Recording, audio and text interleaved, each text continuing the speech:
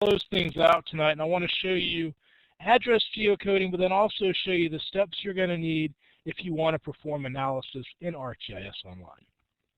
So I'm going to go ahead and share my screen.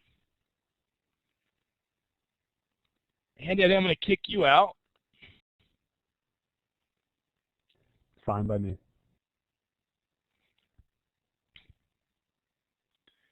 And give my desktop a moment to share.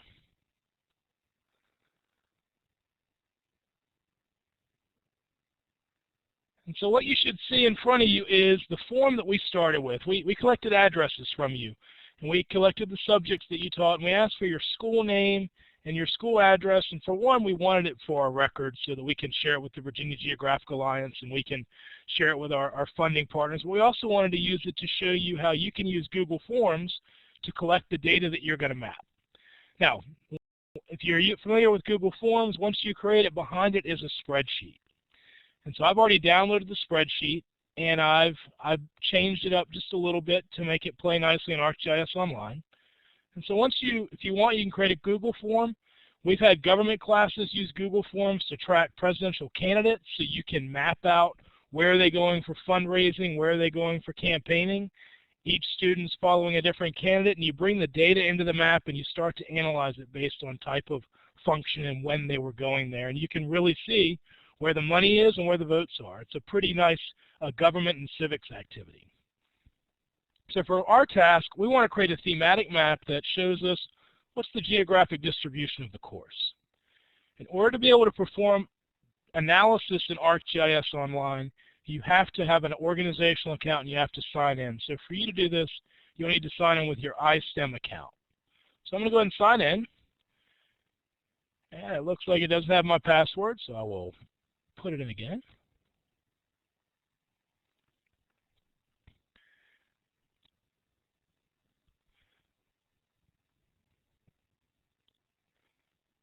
And once signed in, I'm going to add the same spreadsheet that we formatted from Google Form Sheets.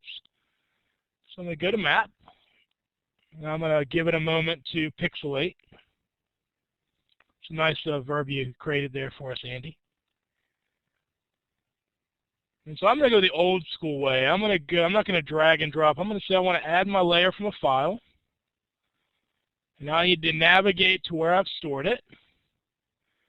And you'll notice I've got in this laundry list of lists a copy of Putting Social Studies in Its Place participant info. And notice that I saved it as a comma separated value. So it says right there what type it is. I'm going to choose to open that. I'm going to choose to go ahead and import it.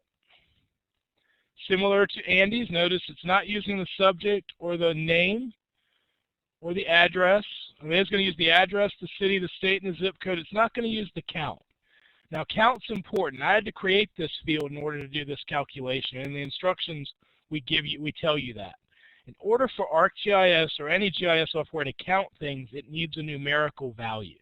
And so all we did was we assigned the number 1 to each of your records so that when it comes in, it's got a number that it can now count if we want to do analysis. So we're going to add that data. And click OK. And we're going to change to say, just show me all the locations at one time. Now I'm going to choose Done. So now we can see our points. If I click on it, it tells us the name of the high school. I stripped out your names for privacy issues. We can see that we have a student teaching, or teacher teaching AP Human Geography at Stevenson High School in Illinois.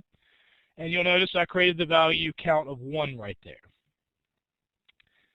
What's cool is imagine you're doing this for where are Walmarts, or which states had the highest number of casualties during World War I, or highest number of casualties during the Civil War. We can aggregate that or group that. To do that, you need a file that you are going to group it by. So you need a polygon or area layer. For this, we want a U.S. states file. And we have a few files we've created for this course that you can search for. We want a United States file. So if you search for iSTEM United and click Go, you will see we have a file titled iStem United States, and we add that. And you'll notice our points are gone. Our points really aren't gone. They are just being covered up by the United States over here. So if I bring my mouse over and click on the 3 dots on the left-hand side, I can drag the United States below our points, and now we have our data. So we're going to aggregate this data. Once you sign in, you get this option right here under your layers. It's called Perform Analysis. And we're going to go ahead and choose Perform. And we're going to ask to summarize our data. And we're going to say we want you to aggregate these points. And it comes up.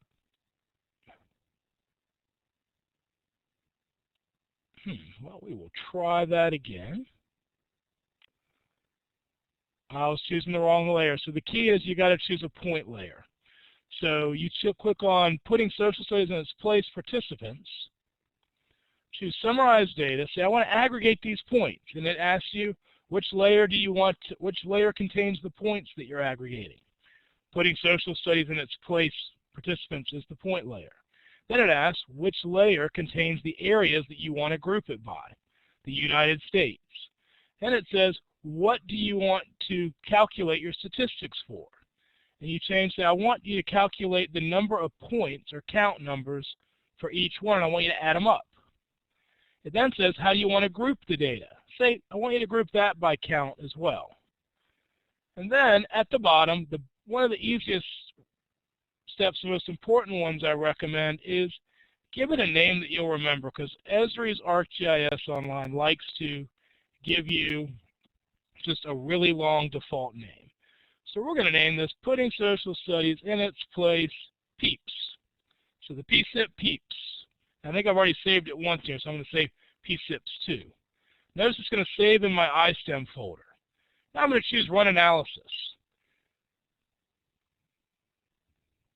And if you see a wheel spinning, that's the happy wheel. That means it's processing data. Might take a couple of moments depending on your server connection.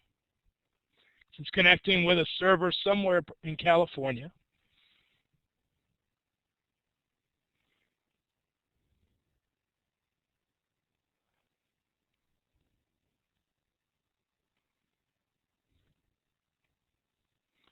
And we wait. And now you'll notice it comes in and it symbolizes based on a size within the state. Well, next week you'll learn how to change styles to your layers. And we can say, you know what, I don't want counts and amounts by size. I want you to give me counts and amounts by color.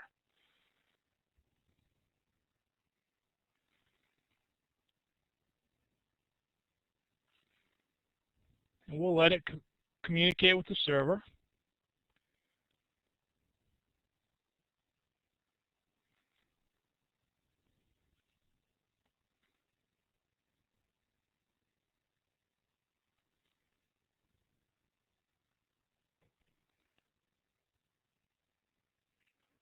Might be hung up.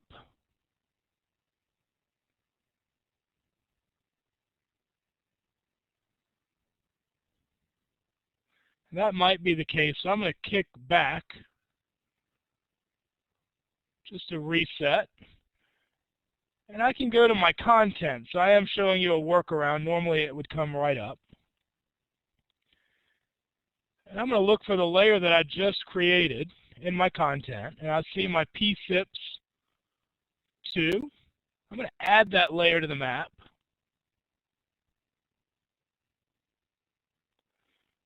And I'm going to go in and I'm going to say, hey, change that style this time to colors. And notice, just like that, we now have a map showing the geographic distribution of our participants.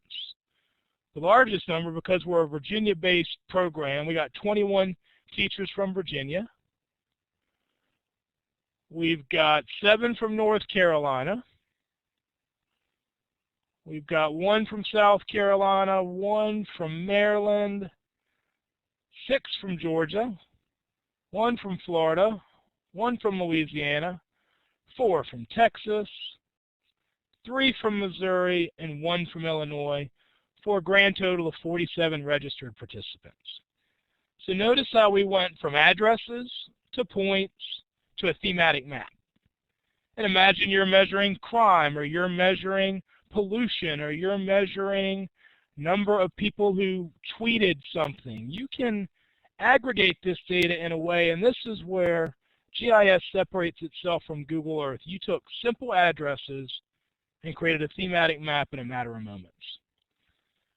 So that is, we share these directions with you, and next week you'll get a little taste of analyzing and using analysis with exploring the Civil War to see how you can use some of the lower hanging fruit in analysis to really bring social studies to life.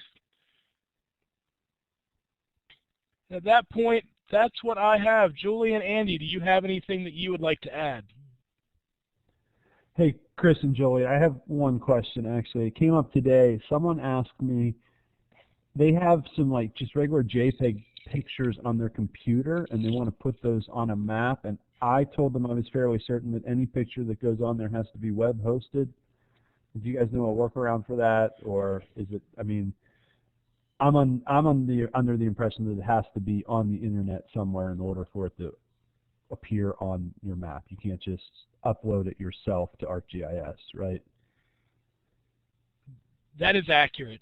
The best thing to do is you can host it a couple of ways. My go-to is I have a wiki site that I just drop pictures up. It's actually where a lot of the images that we're running through the course site at Longwood is. I'll put them up there and I can get a direct web link.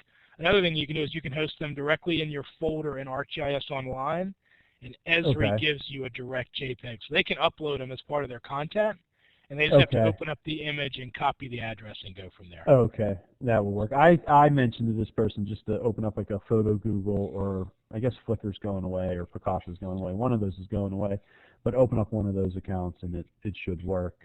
So for those of you out there, just keep that in mind. If you can't just have static pictures on your desktop that you want to use, they have to be online somewhere.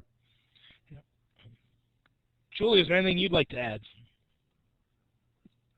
I don't think so. Just, as you're continuing to progress through the course, if you have any questions, please feel free to contact your advisor at any time. We're happy to help. We are big proponents of this this software and this technology, and we are definitely here to help. So please feel free to contact us if there are any issues. I have nothing else to add.